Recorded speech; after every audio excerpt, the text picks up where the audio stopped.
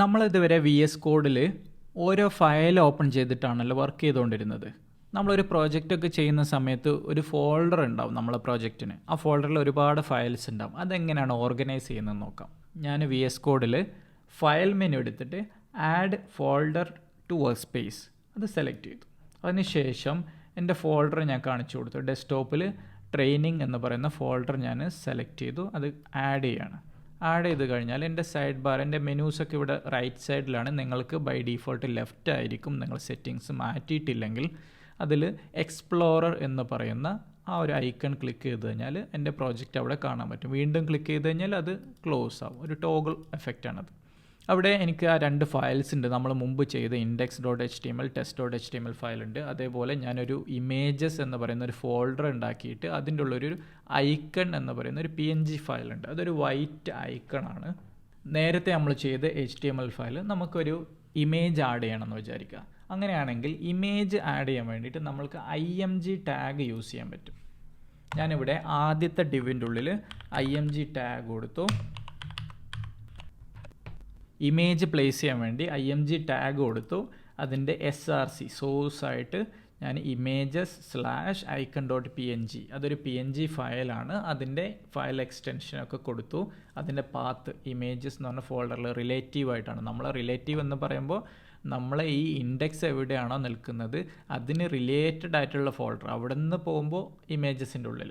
ഞാനത് സേവ് ചെയ്തതിന് ശേഷം ബ്രൗസറിൽ ഓപ്പൺ ചെയ്യാണ്.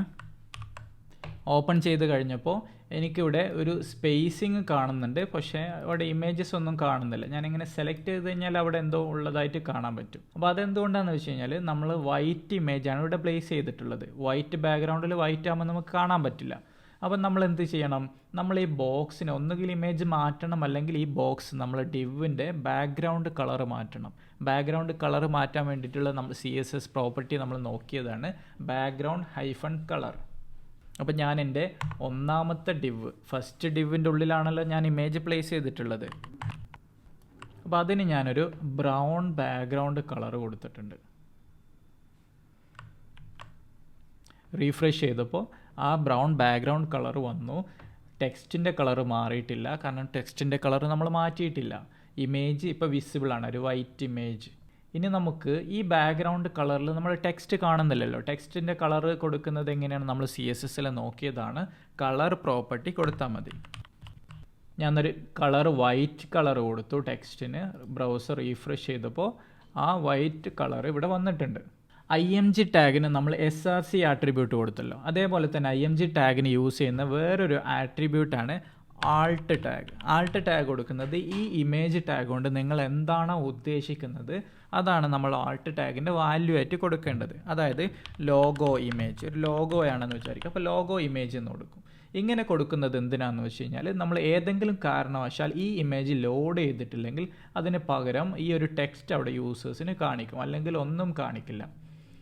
ഞാനിവിടെ ഈ SRC പാത്തിൽ ഇമേജിൻ്റെ നെയിം തെറ്റിച്ചു കൊടുക്കുകയാണ്. ഞാനിവിടെ ഒരു എക്സ്ട്രാ ആഡ് ചെയ്തു. അപ്പോൾ അങ്ങനെ ഒരു ഇമേജ് ഉണ്ടാവില്ല അല്ലേ? ഞാൻ റീലോഡ് ചെയ്താൽ എനിക്ക് അവിടെ ആൾട്ട് ടെക്സ്റ്റ് എന്താണോ കൊടുത്തത് അതും കാണാം. ഒരു ഇമേജ് ലോഡ് ആവാത്തപ്പോൾ, ഇല്ലെങ്കിൽ മിസ്സിങ് ഇമേജ് ആവുന്ന സമയത്ത് ബ്രൗസർ ഡീഫോൾട്ട് കാണിക്കുന്ന ഒരു ചെറിയൊരു ഇമേജിൻ്റെ ഐക്കണും അവിടെ കാണാൻ പറ്റും. അപ്പോൾ അതുകൊണ്ടാണ് ഇമേജ് ടാഗിന് IMG ടാഗിന് എപ്പോഴും ആൾട്ട് ടെക്സ്റ്റ് കൊടുക്കണം എന്ന് പറയുന്നത്. അതേപോലെ ഇമേജ് ടാഗ് സെൽഫ് ക്ലോസിംഗ് ആണ്. കണ്ടൻ്റ് ഒന്നും കൊടുക്കുന്നില്ലെങ്കിൽ, നിങ്ങൾ അതിൻ്റെ ഉള്ളിൽ വേറെ കണ്ടൻ്റ് ഒന്നും കൊടുക്കുന്നില്ല. അതിനെക്കുറിച്ച് കൂടുതൽ പിന്നീട് നമ്മൾ ഡിസ്കസ് ചെയ്യും. ഇപ്പോൾ നമ്മൾ ഒരു SRC മാത്രമാണ് കൊടുക്കുന്നത്. അതുകൊണ്ട് തന്നെ സെൽഫ് ക്ലോസിംഗ് ആയിട്ട് നമുക്ക് യൂസ് ചെയ്യാൻ പറ്റും. ഇനി നമുക്ക് ഈ രണ്ട് ബോക്സ് നമ്മൾ വെർട്ടിക്കലായിട്ടാണല്ലോ കാണുന്നത്. അതായത് ഒരു ഫുൾ ലെങ്ത്ത് ആദ്യത്തെ ഡിവ്, രണ്ടാമത്തെ ഡിവ് ഫുൾ ലെങ്ത്ത്, അങ്ങനെ രണ്ട് ലൈനിലായിട്ടാണ് ഡിവ് കാണുന്നത്. ഈ രണ്ട് ഡിവും ഒരേ ലൈനിൽ കാണണം. അതായത് നിങ്ങൾക്ക് ഹൊറിസോണ്ടലായിട്ട് കാണണം എന്നുണ്ടെങ്കിൽ എന്ത് ചെയ്യണം നോക്കാം. ഞാനിവിടെ എൻ്റെ CSSൽ ഡിവ് സെലക്ടർ, അതായത് രണ്ട് ഡിവിനും അപ്ലൈ ചെയ്യേണ്ട ഒരു പ്രോപ്പർട്ടിയിൽ ഫ്ലോട്ട് ലെഫ്റ്റും വിഡ്ത്ത് 48% കൊടുത്തു. ഫ്ലോട്ട് ലെഫ്റ്റ് എന്ന് പറഞ്ഞാൽ ഒരു ലെഫ്റ്റ് സൈഡിലേക്ക് നമ്മളെ ബോക്സ് ഒഴുകി നടക്കണം, അതായത് ലെഫ്റ്റ് സൈഡിലേക്ക് മാറി നിൽക്കണം എന്നാണ് പറയുന്നത്. വിഡ്ത്ത് 48% എന്ന് പറഞ്ഞു കഴിഞ്ഞാൽ നമ്മളെ സ്ക്രീനിൻ്റെ, നിങ്ങൾ ഉപയോഗിക്കുന്ന ലാപ്ടോപ്പോ അല്ലെങ്കിൽ ഡെസ്ക്ടോപ്പോ ഏത് സ്ക്രീനായാലും അതിൻ്റെ സ്ക്രീനിൻ്റെ സൈസിലെ 48% ഒരു div ഉണ്ടാവേണ്ടത്. അപ്പം ഞാൻ അങ്ങനെ കൊടുത്തു. സേവ് ചെയ്തതിന് ശേഷം ബ്രൗസർ റീഫ്രഷ് ചെയ്ത് കഴിഞ്ഞാൽ നിങ്ങൾക്ക് 2 divവും ഒരേ ലൈനിൽ കാണാൻ പറ്റും. ഇവിടെ ആദ്യത്തെ divൻ്റെ മുകളിൽ കുറച്ച് സ്പേസ് ഉണ്ടല്ലോ, അതെന്താണ് അങ്ങനെ ഒരു സ്പേസ് അവിടെ?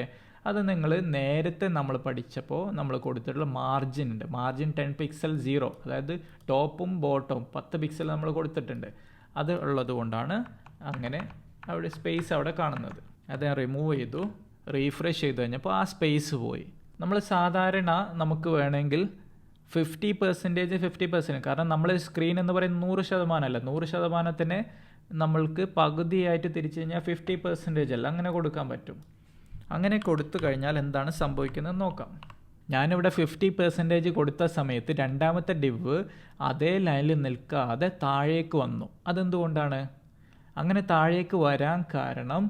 നമ്മളെ ഒരു കണ്ടൻറ്റ് 100%-നേക്കാൾ കൂടുതലായി പോയി, അതുകൊണ്ടാണ് താഴേക്ക് വന്നത്. അങ്ങനെ ചെയ്യാൻ കാരണം നമ്മളിവിടെ ബോർഡർ കൊടുത്തല്ലോ. ബോർഡർ കൊടുക്കുന്ന സമയത്ത് ഒരു ബോക്സിന് എക്സ്ട്രാ സൈസ് നമ്മൾ കൊടുത്തു.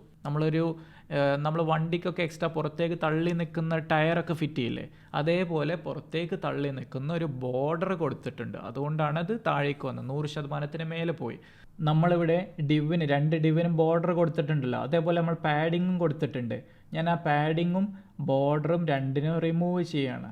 അങ്ങനെ റിമൂവ് ചെയ്യുമ്പോൾ ആ ഒരു എക്സ്ട്രാ സ്പേസിങ് ഒഴിവായി കിട്ടും.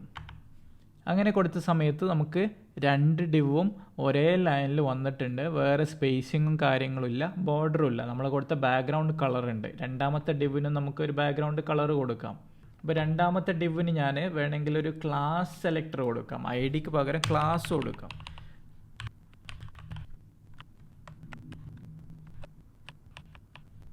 ഞാനിവിടെ രണ്ടാമത്തെ ഡിവിന് ക്ലാസ് ആട്രിബ്യൂട്ട് കൊടുത്തിട്ടുണ്ട്. സെക്കൻഡ് കണ്ടെയ്നർ, ഒരു മീനിങ് ഫുൾ ആയിട്ടുള്ളൊരു പേരും കൊടുത്തു. എന്നിട്ട് ഞാൻ അവിടെ CSS എഴുതുന്ന സമയത്ത് ഡോട്ടാണ് യൂസ് ചെയ്തിട്ടുള്ളത്. കാരണം ക്ലാസ് നെയിം ആണല്ലോ, ക്ലാസ് നെയിം വെച്ച് സെലക്ട് ചെയ്യാൻ വേണ്ടിയിട്ട് ഡോട്ടാണ് കൊടുക്കേണ്ടത്. ഹാഷ് വെച്ചാകുമ്പോൾ ID വെച്ച് സെലക്ട് ചെയ്യും. അല്ലാതെ അത് രണ്ടും ഇല്ലെങ്കിൽ നമ്മൾ എലമെൻറ്റിൻ്റെ പേര് കൊടുത്ത് സെലക്ട് ചെയ്യും. അതാകുമ്പോൾ കോമൺ ആയിരിക്കും, ഏതൊക്കെ ഡിവ് എലമെൻ്റ് ഉണ്ടോ അതിനെല്ലാത്തിനും ആപ്ലിക്കബിൾ ആവും. അപ്പം ഞാനിവിടെ ബാക്ക്ഗ്രൗണ്ട് കളറിൻ്റെ പേരിന് പകരം ഒരു ഹെക്സ് കോഡാണ് യൂസ് ചെയ്തത്. ഇങ്ങനെ ഹാഷിൽ തുടങ്ങുന്ന ഒരു കോഡാണ് നമ്മൾ കളറിന് കൊടുക്കുന്നതെങ്കിൽ അതിനെ ഹെക്സ് കോഡ് എന്ന് പറയും, HEX. ഞാനിവിടെ റീഫ്രഷ് ചെയ്തു. റീഫ്രഷ് ചെയ്ത സമയത്ത് ആ ഒരു കണ്ടൻറ്റ് ആ ഒരു ബ്ലാക്ക് കളറിലേക്ക് മാറിയത് കാണാൻ പറ്റും. ഈ ഒരു കളർ കോഡ് എന്ന് പറയുന്നത് ഒരു ഗ്രേയിഷ് ആയിട്ടുള്ള ബ്ലാക്ക് കളറാണ്. പ്യുവർ ബ്ലാക്ക് കളറിന് യൂസ് ചെയ്യുന്ന കോഡ് എന്ന് പറയുന്നത് സീറോസ് ആണ്. 6 0 അല്ലെങ്കിൽ 3 0 കൊടുത്തു കഴിഞ്ഞാൽ അതൊരു പ്യുവർ ബ്ലാക്ക് കളറാണ്. അതേപോലെ വൈറ്റ് കളറിന് യൂസ് ചെയ്യുന്ന കോഡാണ് F. 6 F അല്ലെങ്കിൽ 3 F കൊടുത്തിട്ടുണ്ടെങ്കിൽ അത് വൈറ്റ് കളറിനുള്ള ഹെക്സ് കോഡാണ്. അപ്പോൾ ഞാനിവിടെ ബാക്ക്ഗ്രൗണ്ട് കളർ ബ്ലാക്ക് കൊടുത്തു, ടെക്സ്റ്റിൻ്റെ കളറ് വൈറ്റും കൊടുത്തു. റീഫ്രഷ് ചെയ്തു, അതിവിടെ ആപ്ലിക്കബിൾ ആയിട്ടുണ്ട്.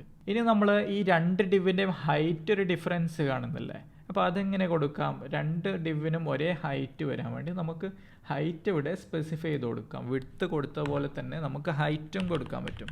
ഹൈറ്റ് നമുക്ക് % ആയിട്ടോ പിക്സലായിട്ടോ ഒക്കെ കൊടുക്കാം. ഞാനിവിടെ ഇപ്പോൾ ഒരു 300 പിക്സൽ കൊടുക്കുകയാണ്.